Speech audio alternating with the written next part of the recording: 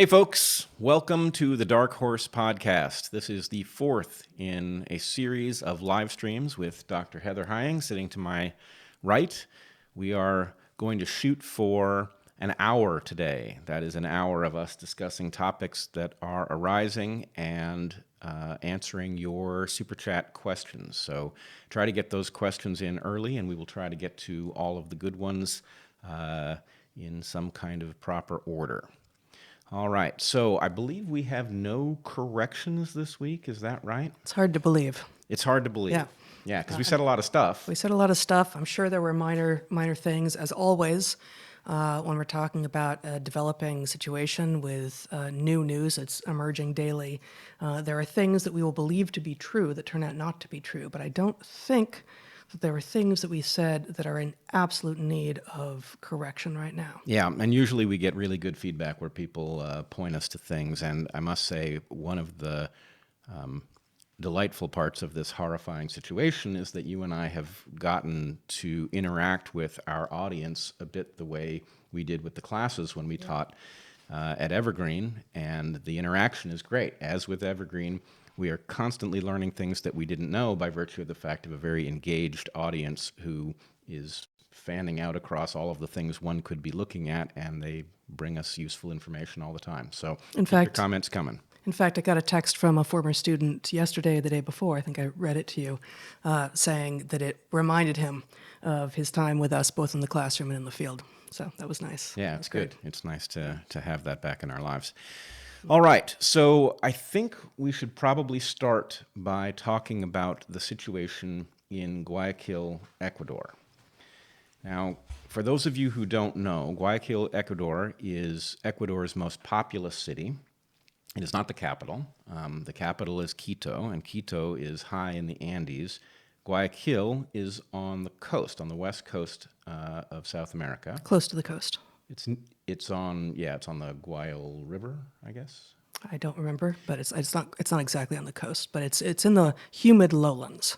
Humid lowlands, and it is a major port city, so somehow maybe a bit like Portland, things are coming up the river and docking in Guayaquil. But in any case, Guayaquil broke into the news late this week as an absolutely horrifying situation began to emerge with respect to the fragile healthcare system in Guayaquil, and the system that deals with the dead became overwhelmed, and bodies are now lying in the street. Some families have ended up living with their own dead. Many of them have died of COVID-19, but irrespective of what people die from, there's no mechanism for dealing with the number of bodies that are emerging, and so people are keeping them inside as long as they can. Often these families are living without air conditioning, and then at some point the smell of the decaying relative has forced people to drag these bodies of people they loved outside. And so there are many instances of bodies just simply lying in public, many of them not in a casket, just simply lying in the open. And it's a tragic and certainly psychologically devastating situation for the citizens of Guayaquil. We have spent a lot of time in Ecuador. Mm-hmm. I have not been to Guayaquil. You have been there. I went through there in 2014 with my study abroad class, my first study abroad in Ecuador. Just went through. I had to stop to get our bus cleaned out, and I wasn't impressed with it as a city. It wasn't someplace that I wanted to live, whereas there are a lot of places in Ecuador that I do feel like I would love to spend a lot of time there. But it was, as every place that I've been in Ecuador, a bustling, vibrant, culturally deep, rich, and historic place. And seeing these images, we all will relate most to those places that we have a personal relationship with. And so while, yes, I've been to Guayaquil, it's more that this is happening in Ecuador, where we have both spent considerable time. It's a country that we love.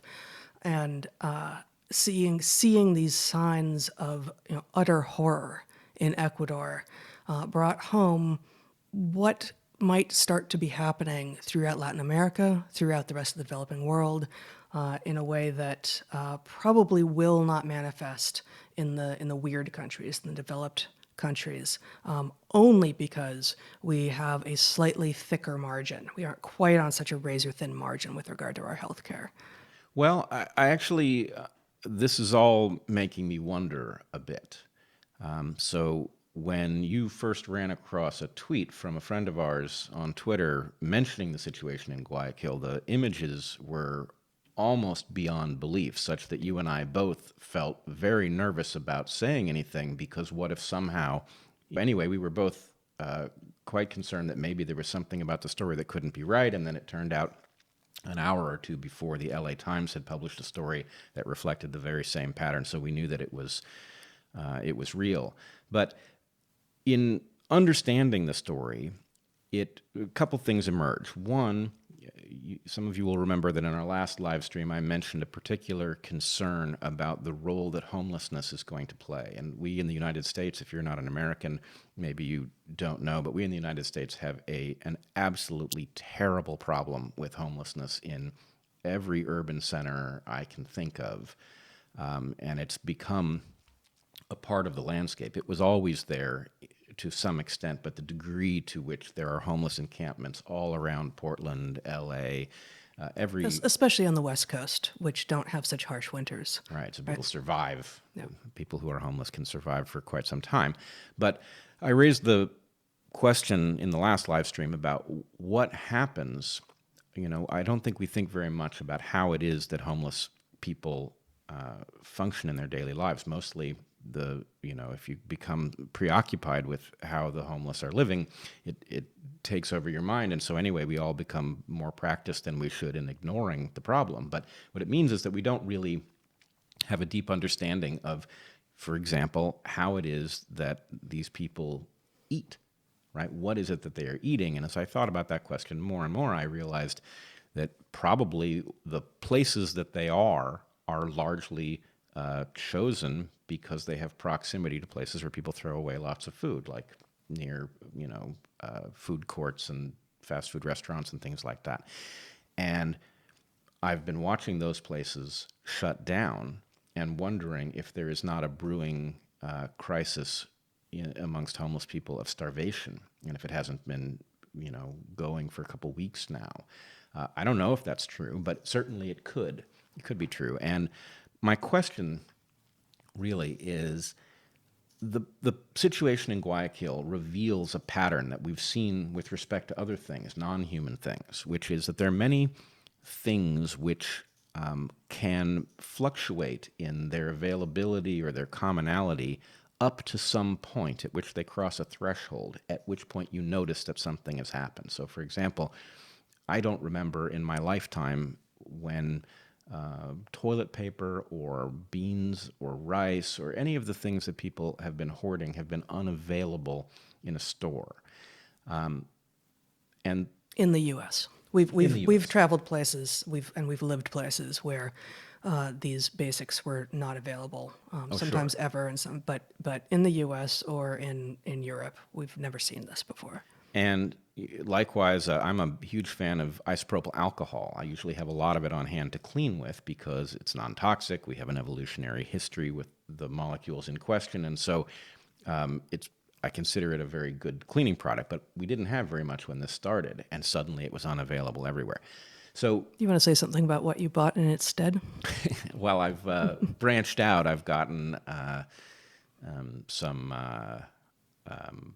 Everclear is very high proof grain alcohol. 190 proof, reminiscent of bad college days. Yeah. So anyway, that is available relatively inexpensively, and would function as a disinfectant if it needed to be. I've also gotten OxyClean, which turns into hydrogen peroxide when it's added to water. We've bought some hydrogen peroxide. But anyway, we've been forced to branch out because a seemingly indefinitely large supply of isopropyl alcohol dwindled all of a sudden as COVID-19 emerged. Anyway, my point would be the fluctuations in the supply chain have to be a constant fact. But if your interface with that supply chain is at the store, you don't notice that anything at all has happened. Even if the rate of use tripled of one of these things, you wouldn't know because the store shelf is full. At the point that you reach a threshold that the supply chain cannot keep up, suddenly the shelf is empty. Suddenly people understand the value of the thing, and then it's, the emptiness spreads across the city as people hoard what little bit remains. And that's a long-winded explanation for saying the same thing is true for the capacity to deal with the dead, right? People die at different rates, and the number of bodies produced in any given month may vary quite a bit, but we don't notice that there is a maximum capacity at which a city can deal with the dead until we exceed that capacity, and then we exceed the capacity of the morgues with refrigerators, and suddenly bodies are lying in the street. And so anyway, Guayaquil has revealed that there is a threshold. Yeah, and it's not just health care; it's death care, right? It's body care. It's the lack of morgues and ability to transport bodies that is why we can see what we can. Now, presumably, what's going on in the hospitals there is awful as well, and we in the U.S. are hearing about what's going on in our hospitals, but we so far do not have any scenes of horror from the streets of dead bodies in the streets. And that proved to be a particular kind of visceral visual that I at least hadn't prepared for. I didn't see it coming. I think there's another factor playing in here, which is this is a largely Catholic country, and Ecuador is. Ecuador, and the prohibition against cremation amongst Catholics. In other words, the Christian need for the body to remain intact at burial for the purpose of later resurrection. That is getting in the way, I presume, of a rational program of stepping up cremations that might be dealing with this. That's conjecture on my part, but all of the pieces seem to fit. Well, there may be a supply problem in terms of crematoria, precisely because there has been so little demand in the past.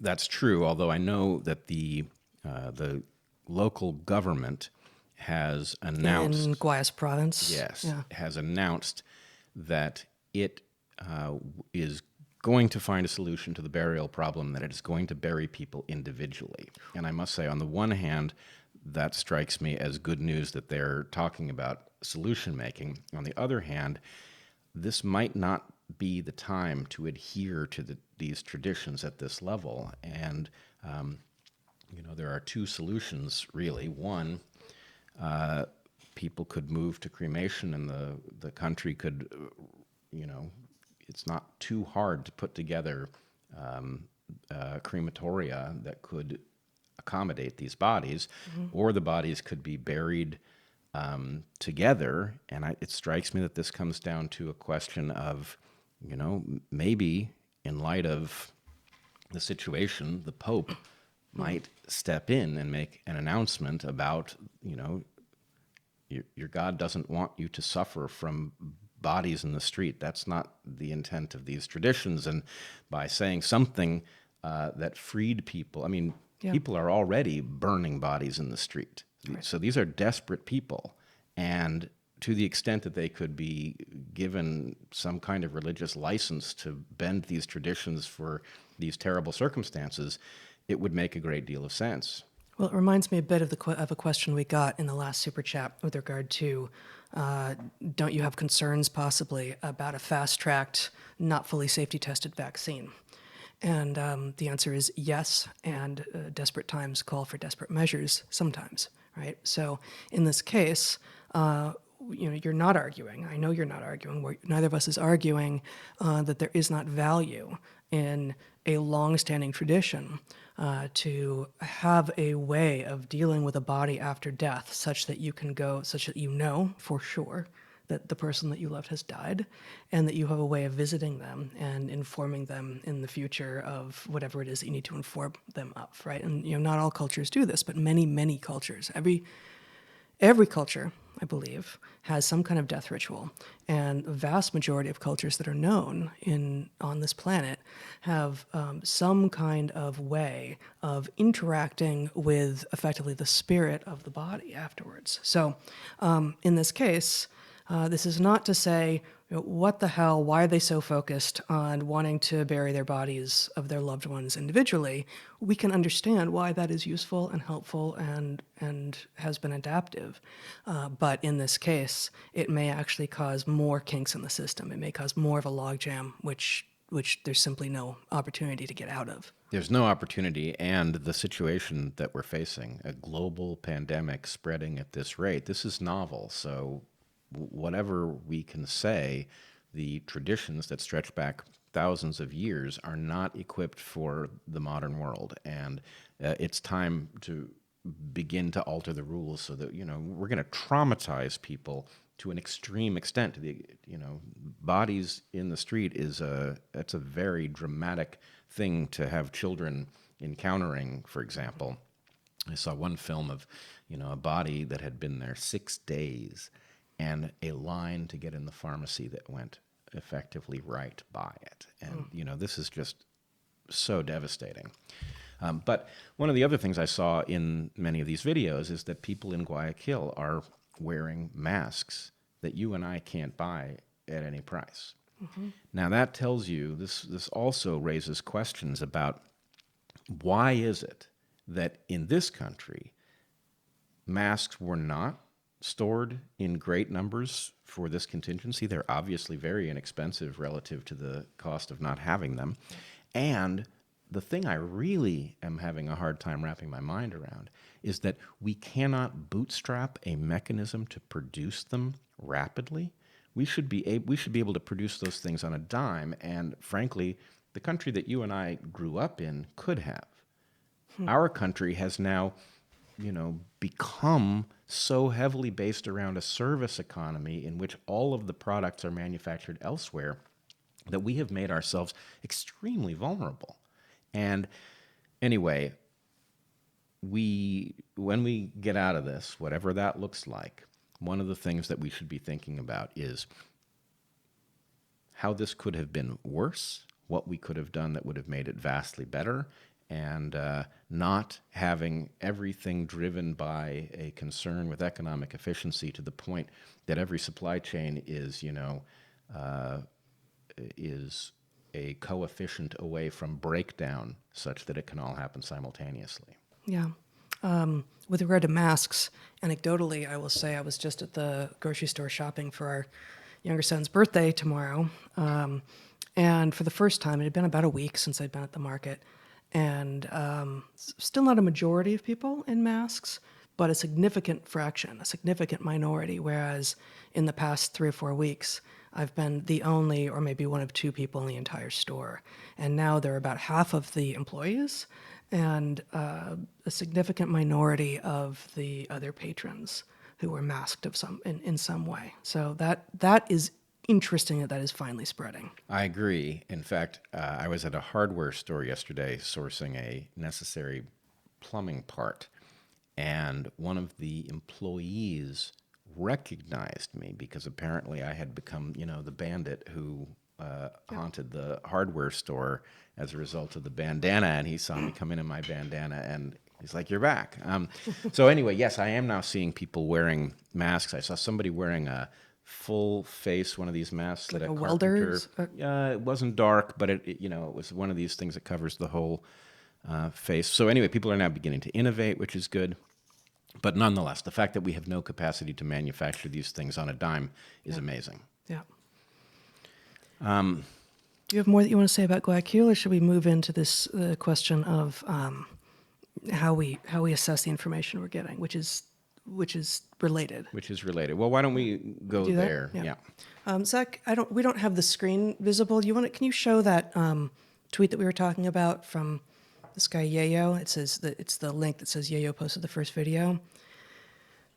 1 second, you won't be able to see it though. Okay, so we do not have the screen visible. I'm going to trust that you're going to get it done. Thank you, kiddo. So really, one of the things that this pandemic and societal response to it has revealed is how poor our information is, and not just how poor it is. You want to keep that up? I can't. The audio's messing up. Give me 1 second. Okay. not just how poor information is, but how unprepared most people are, including the people who are delivering us the information, to assess the quality of information. So almost no one seems to be sort of in real time thinking, well, let's see, it's health workers for whom these masks are generally made, but we're being told that they have no efficacy. How could that possibly be true, right? Like, this is the obvious one, right? When, the WHO and the World Health Organization and the Surgeon General are telling us things that are patently the opposite of what what these masks are for in the first place. So this is on Twitter. This is posted by it's an anonymous account, but this is a person with whom both Bret and I have interacted over a couple of years, and I trust that this is a real person who has proven himself to be, I think, Peruvian. Born and raised, and also someone with a deep understanding of evolutionary biology is how we sort of end up in each other's spheres on Twitter. And so he posted this video, which is the one that Bret was referring to. And I saw it last night and thought, oh, holy hell, this is really bad. What do you? I just responded in line and said, do you have anything else? Do you have any other sources for information? And pretty quickly, someone else, not him, posted this LA Times article, and I've since seen a very good article in the Miami Herald. So we've got these multiple points now that are effectively verifying. The LA Times, the Miami Herald are big masthead papers, and not that they can't be wrong. Obviously, all these big papers have been wrong sometimes, but big papers with a lot of depth to their research teams and reputations to uphold are unlikely to be totally wrong, right? About this shared story. Factual information. About factual information. So that doesn't mean, though, that necessarily all aspects of this video, for instance, are true. And someone, in fact, responded in line to this tweet by saying, you know what, I saw part of this video a few days ago, and it was tagged as being in Spain. And so, don't believe what you see. And Yayo responded to this by saying, look at the architecture, listen to the accents. This is Latin America, it's not Spain. Now, as soon as he said that, I thought, yep, that's right. And our Spanish is terrible by comparison to a native Spanish speaker who grew up in South America. But that claim right there told me, okay, yes, this is almost certainly coming out of where it claims to be coming out of, and now we've got these independent, these different data points, 2 articles, both with first-person accounts, not the same first-person accounts. This is all feeling like it's real. And this is part of how we are needing to assess our information bit by bit. So you can take it down now. Thanks, kiddo. So let me just go through a couple of other pieces of information that we've gotten over the last couple of weeks. Just as the schools were closing down here in Portland, and we'd already been quarantining and close to quarantining for a bit, I read an account of a hospital in Seattle that was already under such duress. They were so slammed that they weren't giving ventilators to anyone who either had any underlying conditions or had a BMI over 25 or was over 40 years of age. That's shocking, and it's totally untrue, as it turns out. It's completely not true. But at the point I saw this, I had no way to verify it. There was just this one claim, and I probably stupidly mentioned it at the dinner table, and we talked about it with our kids, with our 13 and 15-year-old boys, and I'm sure that didn't help the level of fear and concern that we were all experiencing. Why did anyone spread that? Why is someone fear-mongering right now? There's plenty of legitimate fear to go around. It's a totally awful thing to be doing. It's at least borderline sociopathic, if not full-on sociopathic, to do that. By comparison, there is, can you put up the letter from F. Scott Fitzgerald, Zach? Compare this to the equally false letter from F. Scott Fitzgerald written during the Spanish flu that has been going around. Also completely false. This is not written by F. Scott Fitzgerald 102 years ago. This is written by someone a couple weeks ago. But it's charming, and it has this literary giant writing about something that is so like what we are going through right now, that we can be heartened by it. We can take hope. He takes a dig at Hemingway. There's a reference to the need to stockpile various kinds of alcohols, and it feels like it gives hope. It's false, and the author of the letter has talked about it, and there was no ill intent. And in fact, I think it's, other than people being a little embarrassed if they shared it thinking it was true, I think it actually does a service to humanity ultimately. So there's at least these two different kinds of misinformation going around. And then just one more example that I wanted to mention. And here, Zach, is this screenshotted at the top of the second page I gave you. The screenshotted article that was posted, then removed from the site of a scientific journal. So this again was a tweet that I would not have seen, but for the fact that someone in replying to it tagged me and said, "What do you think of this?" And it argues so if you can go into the screenshots themselves, so this is presumably, and just hold off for a second, Zach. This is the first page of the preprint that was supposedly up on this scientific site until it was taken down. Next page.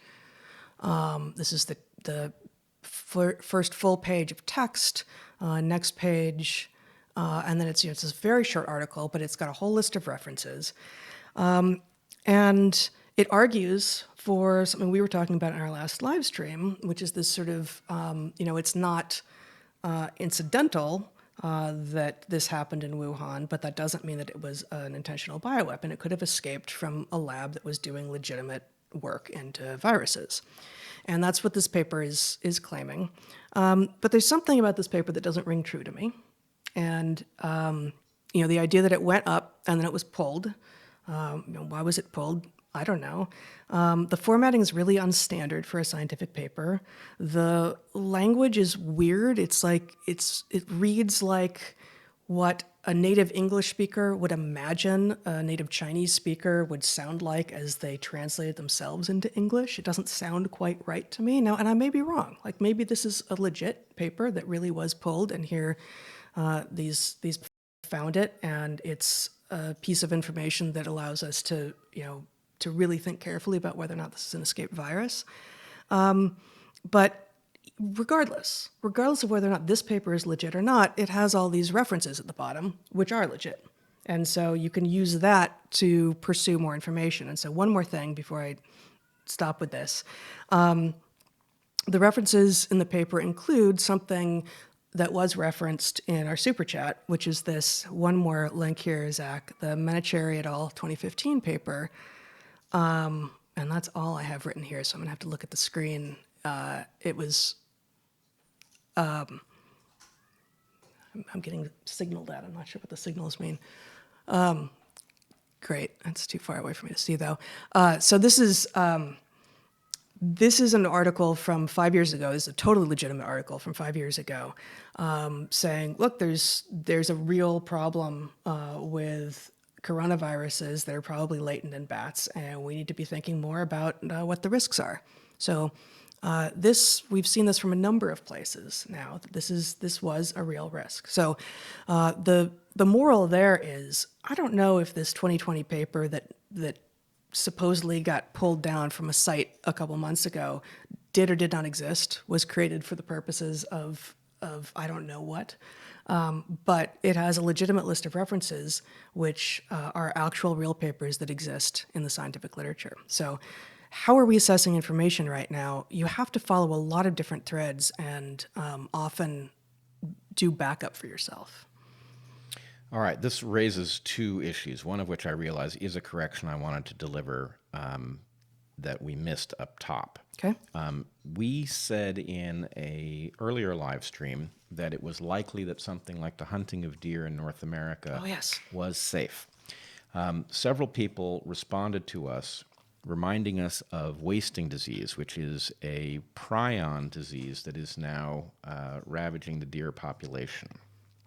And prion diseases are very interesting. These are transmissible, communicable diseases that do not have a DNA or RNA component. They are basically a misfolding of a protein that triggers the misfolding of other like proteins, and it is the cause, or prion diseases are the cause of of mad cow disease and kuru. So these are prior examples. So anyway, it may indeed be very dangerous Yep. at the moment to be eating deer or certain parts of deer. And so our sense that deer were probably safe is off enough that bears mentioning here. But when we were talking about this, you predicted to me, you hypothesized that the fact that deer have now become dangerous to eat is almost certainly going to be the result of something that humans have done to change the relationship between humans and deer. That it has not been dangerous for humans to hunt and eat deer for the call it 18,000 years or so that humans have indeed been hunting deer and eating them in North America. Yeah. Okay. The second thing I wanted to address has to do with the fact. So you were talking about the evaluation of sources, Yeah. and that is basically, is the paper real? Does it say what is being claimed about it? There's a deeper problem, which has to do with the quality of data, and we've talked about this a number of times. But one of the things that is causing this situation to be far worse than it otherwise would be is that we can't actually say for sure what is taking place because the data itself is so low quality. It's in many ways extremely noisy, but worse than that, it contains systematic biases that may come from the fact that different countries report things differently, record them differently. The political interests of leaders and the countries that they represent may cause them to bias the data in one way or another, which is blinding us to what is actually taking place. And I raise this because many of you will have heard an important story where an admiral who had been told to keep his aircraft carrier at sea docked in Guam, chastising his superiors. Now, he did this in a letter that I believe was supposed to be private, and it was then leaked, and he has now been relieved of duty. But I wanted to make the following very difficult and uncomfortable point. I can't say one way or the other what the situation on an aircraft carrier is and what the wisdom of keeping it at sea would have been. I'm sympathetic to what I read in this letter, that sailors were being put in grave danger for reasons that might make sense during wartime but didn't make sense during peacetime. That said, the point at which that aircraft carrier docked in Guam and started offloading the crew was a lost opportunity of immense proportions. At the very least, that crew should have been thoroughly documented. Samples of their blood should have been taken as they left the ship before they interacted with anybody. Even if the tests don't exist now, there are ways to preserve blood so that you should be able to do retroactive, both molecular testing for current infection and serology testing for past infection. Yeah. In fact, all three tests could be done on blood that had been stored, even if the tests aren't available at the moment. Also, very likely, people should have been asked to document everything they could remember about who they had interacted with, what rooms they had been in. The data would surely be flawed, but if it was noisy rather than biased in any given direction, this would give us some ability to assess how the disease had moved through the ship. And indeed, there was something more than 100 sailors were sick with COVID-19 at the point of docking. So that information, the idea that there had been an isolated population that had been infected with COVID-19 and it was circulating on the ship, provided something very close to a natural experiment. Yep. That I'm not suggesting anybody needed to be left in danger in order to preserve it, but at the point that isolation was broken, and it's an aircraft carrier, maybe helicopters had gone to and from, or airplanes could have. So maybe it wasn't perfectly isolated, but it's probably as close as close an example as we would have available to us. And the opportunity that was lost at the point that it docked and they just started going ashore is potentially immense. Yeah, no, it's a tremendous loss. And this distinction that you've made, that I think we've made here before, but it bears repeating over and over and over again, that, okay, the data wouldn't be perfect. Data are never perfect, but the data wouldn't be clean, but the error in them would be noise, would be random error. Whereas the error in the data, for instance, around COVID-19 cases across almost every country, with the possible exception of Iceland, I think. They may have done total 100% testing. I'm not sure about that. Is systematic error. There is systematic undercounting of cases in every single country. And you can't just take more and more and more data and get rid of systematic error. That's not the way systematic error works. Random error can be fixed with more data collection, but systematic error cannot. Yeah, it's a really vital point that we've taught in our classes many times, but it has a potentially life and death implication in this circumstance. That's right.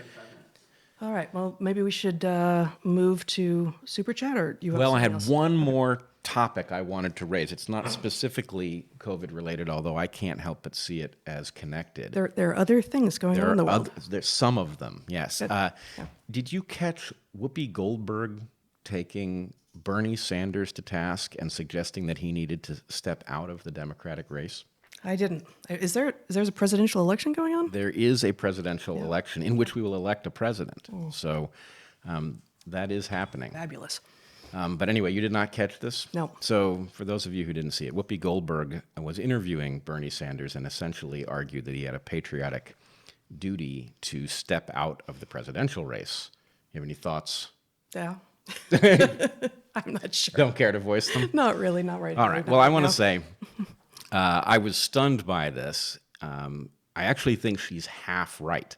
I think he needs to step out of the race, but it's the wrong he. Joe Biden needs to step out of the race because obviously, the man is losing his marbles. And in the era of COVID-19, the idea that we would elect somebody who has, I think, clearly a condition that is known to get only worse and not better and would potentially put him in charge of this crisis as it continues or the next crisis that emerges, this is an insane mistake. Well, if I may quote you, when we were talking a month and 2 months and 3 months ago about Biden and what a vote for Biden would mean, not that either of us were imagining voting for Biden, what you said was, given that he seems increasingly incompetent, and he wasn't always, but given that he seems increasingly incompetent, a vote for Biden is a vote for party rule. This was your language, and I think that's right. And not even just party rule. This is a vote for DNC rule. A completely non-transparent, non-elected entity that has demonstrated time and time again its wanton disregard for the well-being of the American people and indeed the world.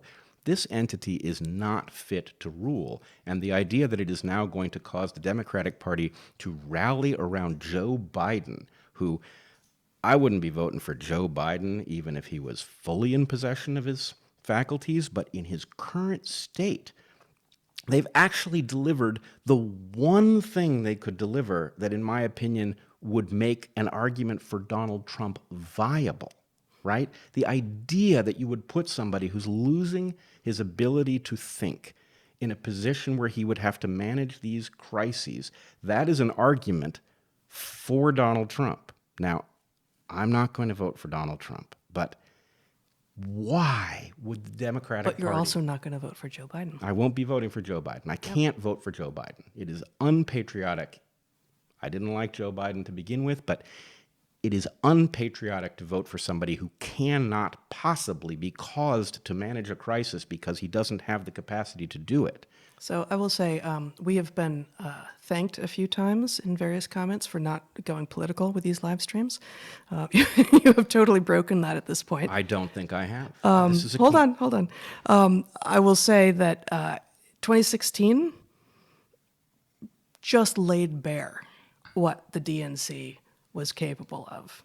And the fact that they don't appear to have learned anything in 2020 is extraordinary. Yes. Let me say in my defense, I do not view what I have said here as the least bit political. I view it as the opposite of political. This is my own patriotism coming out. And my patriotism says that well above party is my duty to my country. And my duty to my country forces me to challenge the idea of putting somebody who is losing his ability to think in a position to manage crises that we all need to be managed. My patriotism to the U.S. and to the world requires me to point out that we have arrived at a place where these parties cannot be trusted, and at some level, I think mutiny is the only option if this is the direction they insist on going. Do you want me to follow that up by asking what you mean by mutiny, or should we go to Super Chat? No, I think mutiny is self-explanatory. Okay. We can talk about what various mutinies might be available to us at some other time. Maybe next time. Yeah. All right. All right. All right. So, Super Chat. All right. Are single people, so this is, are single people living alone more or less at risk? Are single people living, I mean, it would seem that single people living alone, to the extent that they are self-isolating. They control more of the variables in their environment, right? That Yeah. anytime someone whom you live with walks in the door and you don't know fully where they've been or how careful they've been, you are being exposed to risk that you can't control. So I think in general, single people living alone are less at risk. At least one caveat being if someone were to become sick suddenly and not have an ability to get help, that is a concern, of course. That is a concern. And, you know, there's also this looming question about psychological well-being. Yeah. And I have the sense that this is still early days, that the isolation does not show signs of becoming less necessary at the moment, and therefore it may last quite a bit longer. But, you know, thank goodness for the internet and what it allows us to do in these cases where we have to be physically isolated. How marvelous is it that there is a way that we can actually be the next best thing to right in front of other people and having these social gatherings without the danger. In fact, I know my parents have initiated a tradition amongst their friend group where they meet every night and they have a cocktail hour where everybody is at home. And that is one example, and And no one has to drive afterwards. no one has to drive. That's true. Yeah, so that's great. We also know somebody pretty well who has put together a virtual piano bar. Anyway, we will say more about that later. But, you know, crises are terrible, but they often reveal depths of character. And I'm watching a number of people innovate things, both social and practical, and it does restore one's faith in humanity, among other things. I would say for single people, as for people living with others, though, getting out into nature, if you possibly can, will be helpful for the psychological effects as well. Next question. If water is transparent, why do things get darker when they get wet? That is a very good question. They get... I have a guess. I I have a guess, and I reserve the right to start next live stream with a correction. Okay. But there's a lot to be said for thinking about reflectivity. And, for example, I used to torture my classes with the question, if whiteness is the reflection of all colors of light, and mirrors... This is not going to be a social justice story. No, okay. I'm not talking about that kind of whiteness. Okay. I'm talking about the color white. Excellent. If whiteness is the reflection of all colors of light, and mirrors reflect all colors of light, why aren't mirrors white? So anyway, that turns out to be an interesting little puzzle. But I think this has something to do with it too.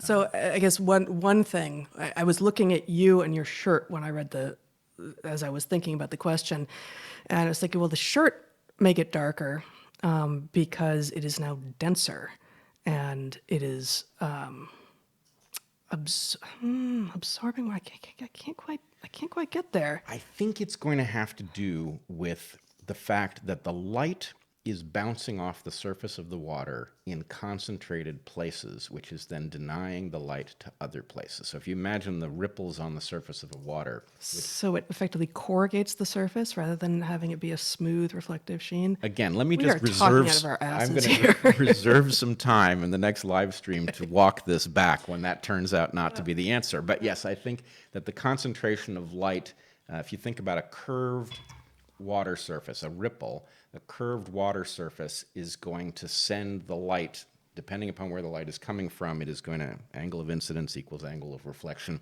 And so the light will end up as a stripe of light. And if you imagine like a brick and you pour water on it and it gets darker, but you will see places that have the light reflecting off them. So I think it's going to be same number of photons, but they're concentrated in some places and denied to others.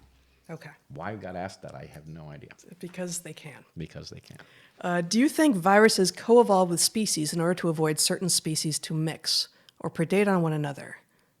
And can we relate that to the advantage of being an omnivorous species? Do you think viruses co-evolve with species in order to evolve?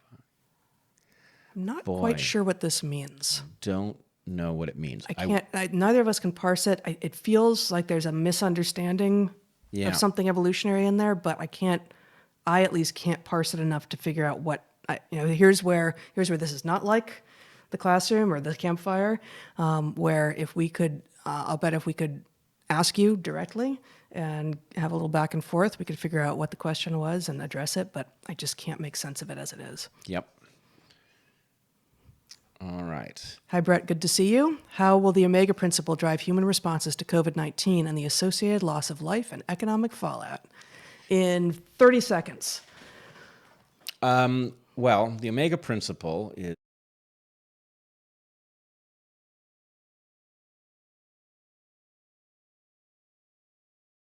we needed an analogy for the relationship between genes and culture that expressed the same obligate nature that one finds in the relationship between the diameter and the circumference of a circle, which we call pi. So my claim is that culture evolves more rapidly than genes. That's uncontroversial. Anybody who understands cultural evolution would agree. But that culture is inherently subordinate to the objectives of the genes. In other words, culture is not, as Dawkins presented meme theory in The Selfish Gene, it is not an independent new evolving realm. It is a subordinate realm in which the culture does the gene's bidding. Subordinate and specifically downstream. Yeah, it is subordinate because it's downstream. The genes are in a position to shut down culture. And anyway, I'm not defending this. I don't like it one bit. I would much prefer that our culture was independent of our genes, and I've advocated that we essentially free ourselves from the obligation to pass our genes into the future in the obsessive way that our genomes would have us do it, because I think it's pointless and results in a great deal of tragedy. But nonetheless, that's the Omega Principle. How do I think the Omega Principle will drive the human response to COVID-19 and the associated loss of life and economic fallout? Well, there's one way in which it will automatically happen, to the extent that humanity is a long-lived phenomenon, that we continue deeply into the future.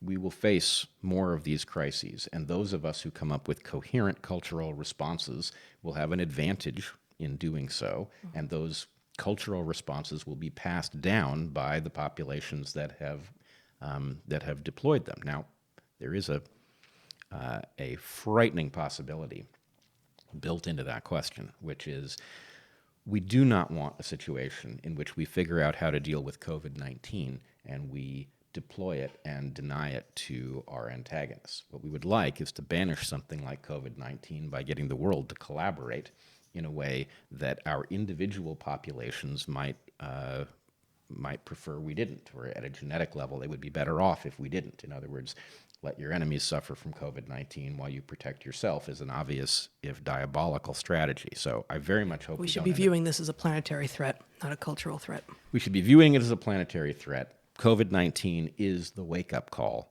And the question is, how can we restructure the way we interact on planet Earth so that this doesn't happen to us again, and likely worse? Mm-hmm. All right. Could you look into or ask colleagues about this paper, Uncanny Similarity of Unique Inserts in the 2019 Novel Coronavirus Spike Protein to HIV-1, GP120, and GAG?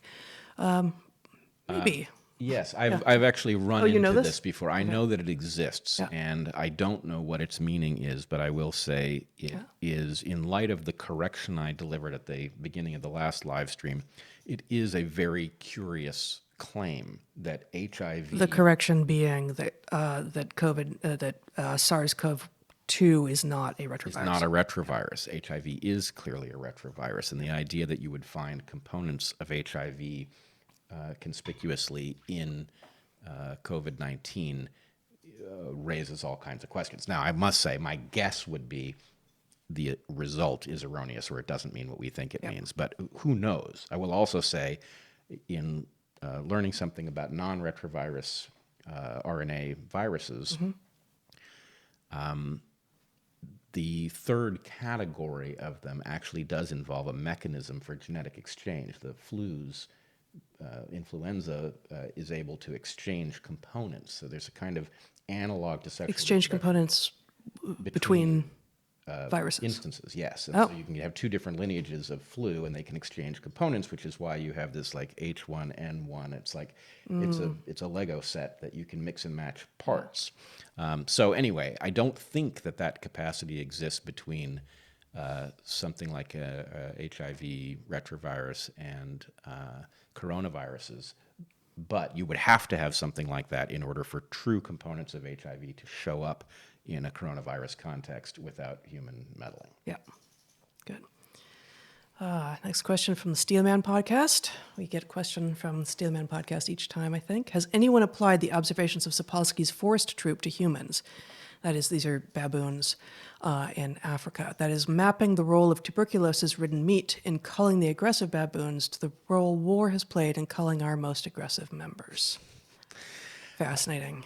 Yeah, I wouldn't say that war culls our most aggressive members. I do think it has been deployed as a kind of culling force, and I've talked about this elsewhere, that basically lineage-level selection results in populations that have reached a limit to the resources available to them engage in behaviors that alleviate those limits from the point of view of the population in question, and one of them is certainly coming up with a reason to make war on some population that can't defend itself. But for instance, absent the draft, the people who enroll aren't inherently the most aggressive. They may be more desperate than the average people who don't enlist.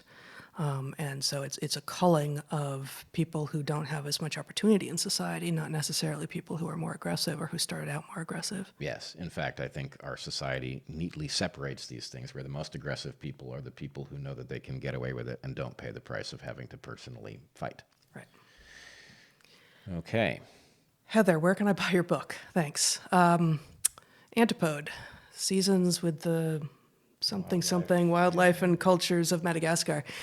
It's out of print. I'm sure it's available places still on the web. Our agent is trying to get the rights back, so maybe it'll go back into print at some point after our next book comes out. But I imagine it's available out there somewhere, but I unfortunately don't know exactly where at this point. Thank you for asking. We had a store of PPE, it's personal protective equipment, I think is what the acronym stands for, that was depleted during the Obama years. So we're talking about we, the country here, I presume. After creating a pandemic response team, why wasn't the first order of business restocking our supply of PPE? Just goes to show even the best minds in the field can miss the obvious. Yeah. So I would say yes, but I'm even more disturbed that we don't have a manufacturing capacity that can be caused to produce that which is needed. The personal protective equipment is one thing that one can obviously need, but the list of things one might suddenly need are indefinitely large. And the fact that these things are all being produced in one region of the world. Yeah. We've become a nation of buyers rather than makers. Right. And it is an incredible vulnerability, and it's needless. The fact is, as the manufacturing capacity of the U.S. was being offshored, it was known, it was actively discussed that this was dangerous to us as a nation. And so I think those discussions have been forgotten. But nonetheless, people understood this was dangerous. It now clearly is dangerous. Let's undo it. Yeah, and really, so this one should be obvious now to most people. How many more of those? How many more things have been allowed to lapse that we actually need not to lapse? That's what we need to be thinking about. Thanks for doing these. How confident do you feel that this crisis will spur a national reinvestment in the sciences on the 5 to 10 year scale? Can scientific institutions responsibly leverage this, and how? You want to take it? You start. Well, I lost the question. I would say the part of the problem is that our scientific institutions are not healthy.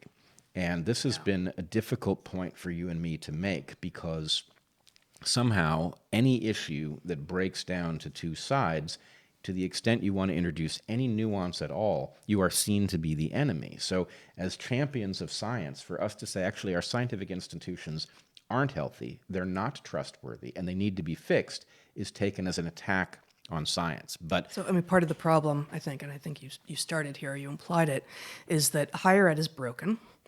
And the easiest target when talking about what's broken in higher ed is not the sciences.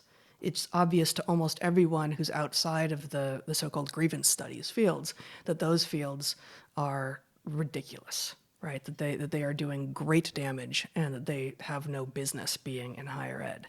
And if you contrast them simply with the sciences, and that's not a fair contrast because, where do the arts show up, which are, important and necessary as well, and the legitimate humanities and legitimate social sciences.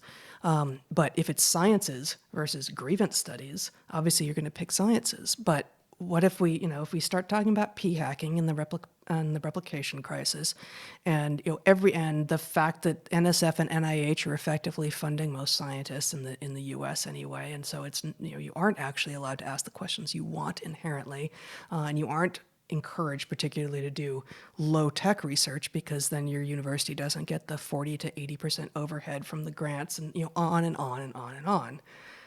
It's not a healthy scene. So will the science departments want to make hay out of this? Sure. And should we have more better science? Absolutely, 100%. How to make the science healthy and robust and rigorous, though, is tough. well, I don't think it's tough. We're a long way from the system functioning, and most of the people who inhabit our scientific system wouldn't know what to do, which is part of the problem. So That's the tough part. it's going to take time to repopulate the system with people who have the correct instincts to, a lot of people in the system could switch if the incentives changed on them and they were actually being rewarded for challenging things rather than for doing brick in the wall science and keeping their mouths quiet. But And being a bit authoritarian as well. Once I have a PhD in a science, you're supposed to trust me because now I'm wearing the lab coat and I'm a scientist. Like, no, that's exactly the opposite of what science is. You're not supposed to trust someone on the basis that they're a scientist. You're supposed to, at some point, after they have demonstrated over and over and over again that they are doing good science, begin to say, okay, I will listen to that person more than I'll listen to this other person because I've seen that they actually know what the scientific process is and that they are constantly trying to falsify their own most precious assumptions. And that is not what most scientists do. No. In fact, you see this quite clearly over in climate change space, right? Where too many climate change scientists, most of whom are presumably rigorous and careful, will say, don't question the models. No one can understand them but us. Of course we have to question the models. Of course there will be some bad science that's coming out of that, just like there's bad science coming out of every single field. There's bad science, there's bad X coming out of every Y. That's just the way of the world. I think the thing people should do is imagine that the systems that they are capable of observing, politics, journalism, these sorts of things, they can see how sick they are. Now imagine science is just as sick, right? And that's a really frightening thought. But for those of us who have seen it from the inside, there's a lot that is wrong, and many of us have been trying to raise the alarm and just to no avail. So anyway, it's a big problem, and it must be addressed because it's making us incredibly vulnerable. Yep. 1 hour. Okay. Well, we said we were going to stop at 1 hour. Ooh, what do we do? I think we should finish up with the questions we've got. Finish the questions we've got. Okay, so we're going to finish the questions we've got. We're going to try to do it quickly. And I'm going to let you read so that they never realize I'm dyslexic. They'll never know. They'll never know. They'll never know. The Uncanny paper was unvetted and swiftly retracted from the preprint server where it appeared. This is the paper, I think, that I was talking about, that screenshotted article. So that's just a comment. Oh, wait, did I? No, okay, we got that one. Could an infected person get long-term negative effects? I'm going to start over. Could an infected person get long-term negative effects from COVID-19 even if no noticeable symptoms were present? Quite possible. We don't know. And it's not just that we don't know. The world does not know the answer to this. But there is nothing to suggest that it is impossible that an asymptomatic carrier could not end up with long-term effects. So there are things we can say. Yeah. One of the things that is true in general of something like a respiratory virus is that what happens is you get infected, you get a lesion, some colony of cells that has been overtaken by the virus that then starts malfunctioning and spilling out virus. That creates essentially a wound, and that wound is a large part of the pathology that you are experiencing. The reason you may have a lingering cough after something is that you've got a lot of these wounds and it takes a long time for them to heal, so your nerves are being stimulated badly. So it is likely that the less symptomatic you are, the less damage you've sustained, but it is not certain that the damage is zero. There are a lot of places in your body that aren't innervated, for example, because you would have no ability to act on the information that they were harmed, so you just don't have nerves there and you wouldn't necessarily know. And this is just a mechanism we know. We don't know all of the ways that this disease may be affecting us, just like we don't know all the ways that any of these diseases that we think we have nailed are affecting us. But if we can continue to beat the same drum that we've been on from the beginning of our live stream series, the necessity of good data to being able to answer a question like this. If your tests aren't high quality, so you can't even say for sure who has had the disease or who hasn't had the disease, and you're not testing enough people, so the same problem exists, then we can't figure out whether, an asymptomatic person has lost some of the capacity of their lungs and has had their potential lifespan shortened. Right. Or not, because long term, or if we got widespread serology testing now, we might know in 40 years whether or not even those who are asymptomatic carriers of COVID-19 had, on average, shortened lifespans by 3 years. Totally making this up. It's not a prediction, but there's no way to know that without A, better data now, and B, a lot of decades to pass. Yep. Let's see, which one are we on? Can the virus survive for significantly longer if on plastic packaging in a freezer? I have almost no doubt. Significantly longer compared to what? How do you read that? Either not on plastic packaging or outside the freezer. You think it'll survive for longer in the freezer than outside of the freezer? I mean, the thing is, there's a reason that freezers play the role they do. It's just that they slow down every chemical process, and They also kill some things. They kill, the reason you can freeze things. Like cells that break apart as a result of the fact that the water in them expands. But for something as inert as a virus, I can't say the possibility of it is zero, but I think the chances that you can preserve this virus in the freezer are high. Presumably that is well understood amongst people who study COVID-19. Yeah, and coronaviruses, they all have the same sort of, is it a lipid coat? Yep. And so, I think to be safe, soap is magic. And, it's not actually magic, it's actually chemistry, but washing anything that you're going to put in the freezer that's wrapped in plastic in soap first, it costs you almost nothing. It doesn't put the stuff inside the plastic at risk, and then when you pull it out that it's clear. Yep, and if the stuff went in since the COVID-19 epidemic and it hasn't been washed, just treat it like since anything. Before, you mean? No, if it went in since, so it could have virus on it, and nobody washed it before it went in, treat it as suspect the way you would a package that arrives at the door. Yeah. Stay safe. Thank you. Stay safe. No, it's not how we roll. Safety third, as I once said to my students. Right, there you go. Have you seen the FBI reports from last September of Chinese nationals flying into the U.S. with unclaimed vials containing viral strains? No, I have not. Have you? Nope. No. Haven't encountered it. How should the worldwide fragility we are now witnessing influence our relationship with new technologies? A gray goo Yeah. extinction event comes to mind. Love the stream. Stay safe, guys. Yeah. Read more about this in our book when it comes out. There is clearly something about the precautionary principle that drives people crazy, but those of us who have thought deeply about the overwhelming novelty of the technology that we are encountering know that some version. Sorry to interrupt, but not just the overwhelming extent of novelty, but the overwhelming rate at which novelty is evolving. Yes, the novel rate of novelty Yes. is a lethal threat to humanity, which means that we have to navigate a path. We cannot be paralyzed by some sort of sense that the organization of the sand in any particular vacant lot is, can't be altered. But the principle I've used is one of reversibility. Yes. You should not engage in anything that you could not reverse if absolutely necessary. Can you make a golf course? Yes. But could you reverse a golf course if you had to? Yes. So the point is the danger of the golf course is limited by the fact that if it had to be undone, it could be. So this is a problem. There are lots of things that we can't undo. And those are the ones that we should worry most about. The release of a novel pathogen is something you can't undo. The release of a species into a habitat where it invades is something you can't undo. So the danger of these things is immense relative to things that you think are safe, could turn out not to be, and if absolutely necessary, humanity could roll them back. Good.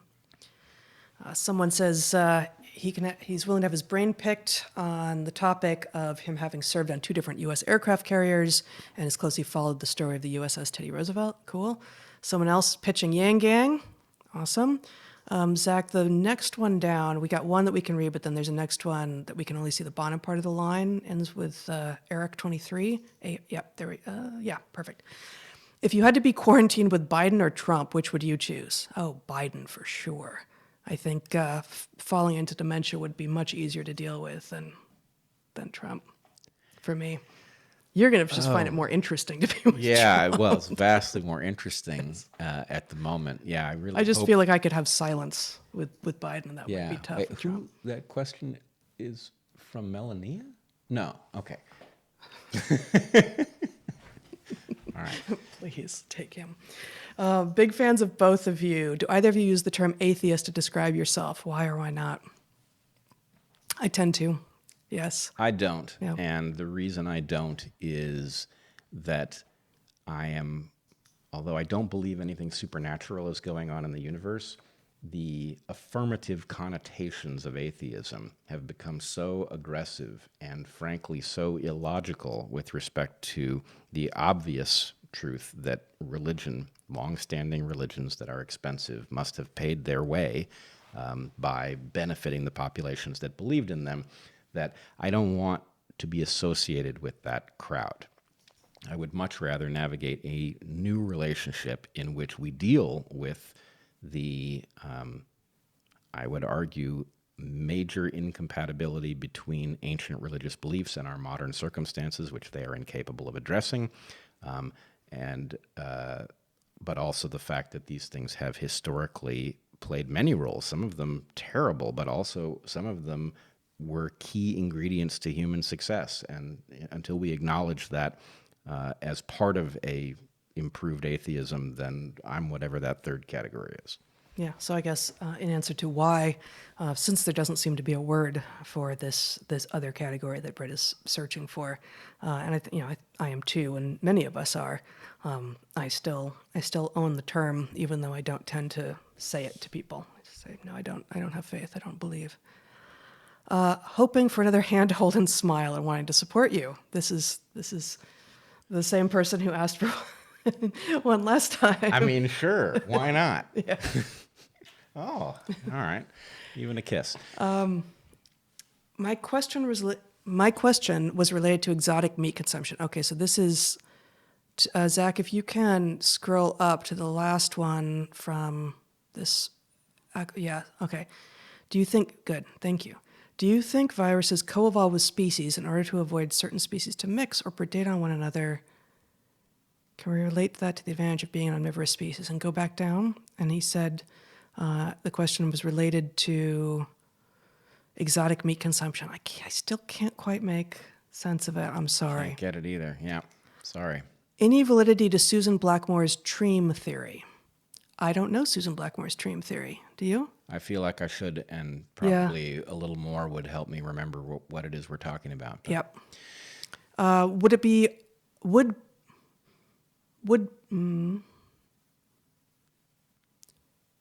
it be most likely for viruses to get into the future by never killing the host?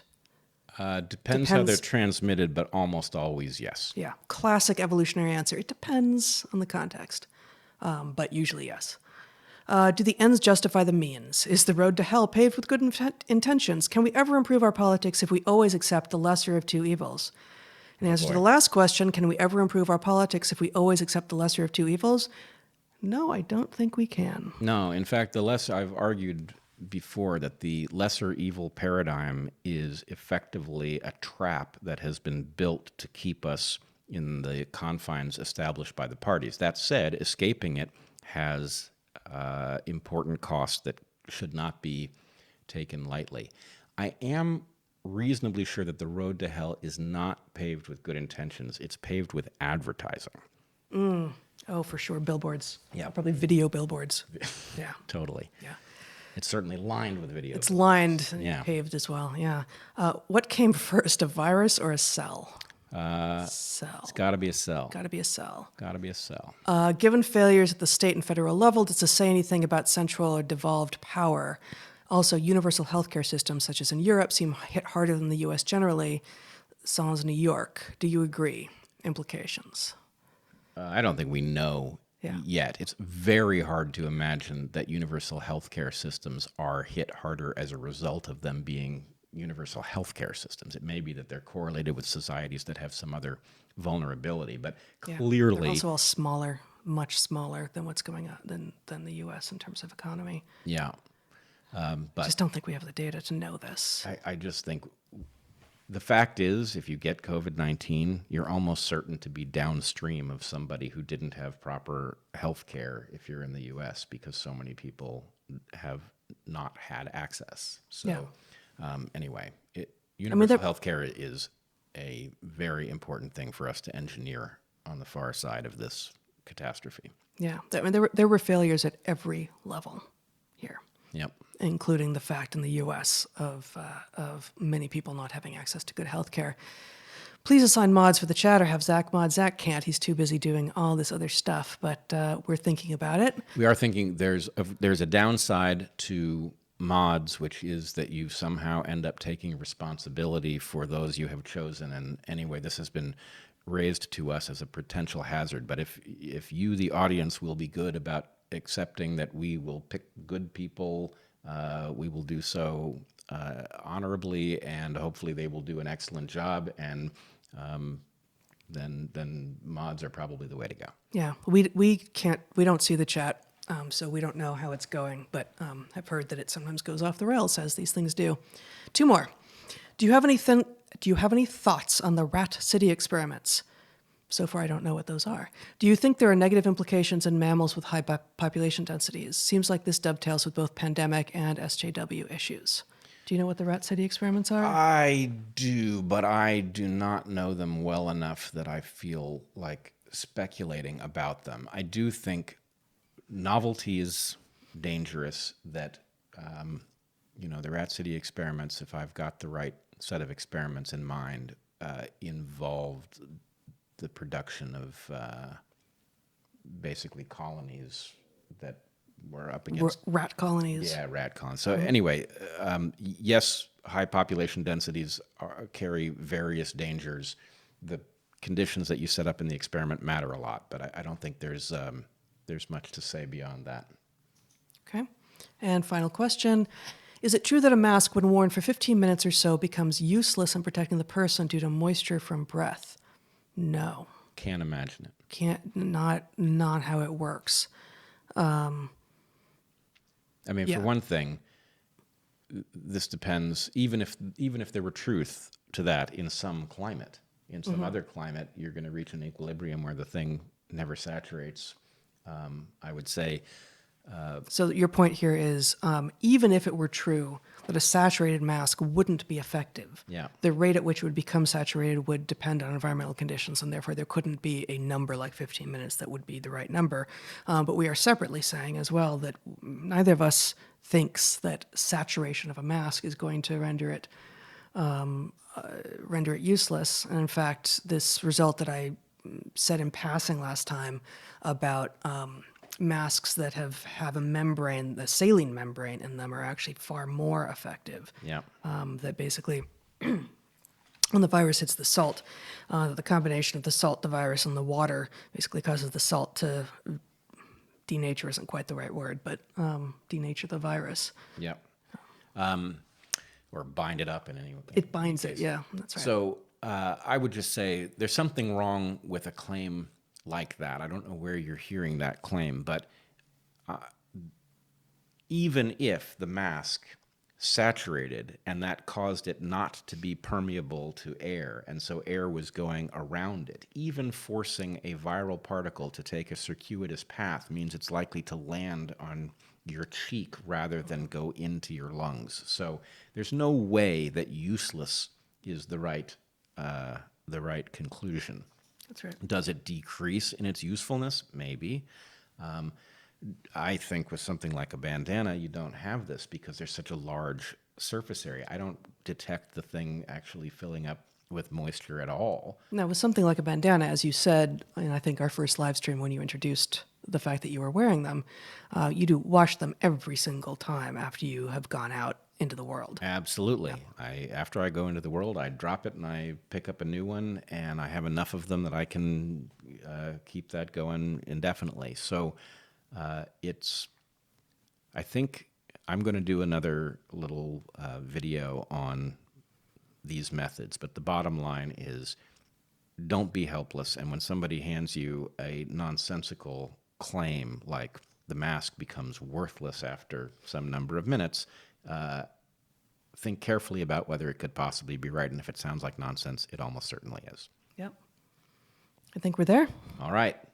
We'll be back next Tuesday. So we're going to be doing these, for now, twice a week, Tuesdays and Fridays, 3:30 p.m. Pacific. We'll drop to once a week at some point, surely. But so long as we're in lockdown, the plan is to keep on going. I would also say, I know that there are complaints from people in Europe that these live streams are late enough in our day that they're already in bed. We would love to move them earlier to avoid that. The problem at the moment is that our kids are in remote school, and so in order to have Zach do the important role that he's playing here, we've had to push it to the end of the school day for him. If you cannot watch these streams live, they are being made available on the DarkHorse podcast. You can listen to the audio-only version on your favorite podcast app, or you can watch them after the fact on YouTube. And we greatly appreciate it if you do, and if you circulate them, hit like and subscribe, all those various things, and we will see you next time. All right. Be well.